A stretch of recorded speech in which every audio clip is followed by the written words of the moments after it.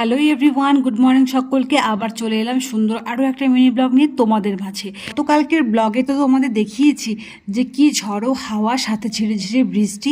তো দেখো, গতকাল তো গোটা রাত বৃষ্টি হয়েছে। শরীর কাটায় এখন 8টা থেকে 8:30টার কাছাকাছি এখনও অনবরত বৃষ্টি হয়ে চলেছে। আর এখানে দিদিভাই আর তার সঙ্গে তার নাতনি দুজনে মিলে জমিয়ে বৃষ্টি দেখছে। আচ্ছা, তোমরা বৃষ্টির দিনগুলোকে কিভাবে উপভোগ করো?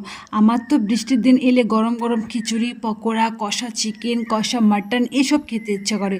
তো আজ হাতের কাছে খিচুড়ির আয়োজন ছিল, তাই ভাবলাম গরম গরম খিচুড়ি করা যাক। ভেবেছি তো আমি, করেছে মা। তারপর জমিয়ে খাবার দাবার খেলাম। আর দুপুরের এখানে আয়োজন হচ্ছে শাক ভাজি, লতার সঙ্গে পটল আলুর রসা। আর এই দেখে দেখো আমাদের চিনি সোনাকে কত কাজ করছে, তাই না বলো? আর তার সঙ্গে রয়েছে এই কুমড়োর বাটা। এই কুমড়ো বাটাটা কিন্তু ভীষণ ভালো খেতে হয়। তোমরা যদি রেসিপি দেখতে চাও কমেন্টে জানিও, আমি তোমাদের সঙ্গে অবশ্যই রেসিপিটা শেয়ার করব।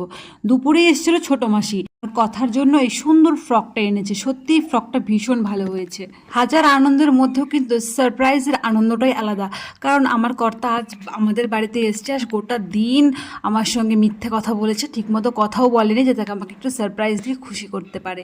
রান্না বান্নাতে তো আমার কোনো ভেজালই ছিল না, কারণ ঘরে যা ছিল সেগুলোই রান্না হয়েছে। আর যেহেতু আমার বাড়ির লোক কেউই জানতো না যে আমার কর্তা আসছে, তাই কোনো বাজারও হয়নি। বাইরে জমজমাট বৃষ্টি, গরম গরম ভাত, সাথে কষা চিকেন, পুরো দিনটা ওয়াও।